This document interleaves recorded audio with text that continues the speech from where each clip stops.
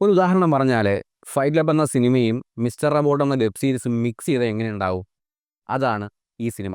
Benjamin എന്ന hacker യൂറോപ്പിലെ cyber crime ഡിവിഷന് മുമ്പിലുള്ള ഓഫീസർ ഹെന്നയ്ക്ക് മുമ്പിൽ ഹാജരാകുന്നു. എന്നിട്ട് യൂറോപ്പിലെ കുപ്രസിദ്ധമായ, ഇതുവരെ ആർക്കും തടയാൻ കഴിയാത്ത ഫ്രണ്ട്സ് എന്നൊരു ഹാക്കർ ഗ്രൂപ്പിനെ പറ്റിയിട്ടും അതിലെ ഏറ്റവും കുപ്രസിദ്ധനായ ഹാക്കറായ മിസ്റ്റർ എക്സിനെ പറ്റിയിട്ടും ഉള്ള വിവരങ്ങൾ എൻ്റെ കയ്യിലുണ്ടെന്നും അത് ഞാൻ നിങ്ങൾക്ക് പറഞ്ഞു തരാമെന്നും പറയുന്നു. എന്നെ ആദ്യം അത് അവഗണിക്കുന്നുണ്ട്.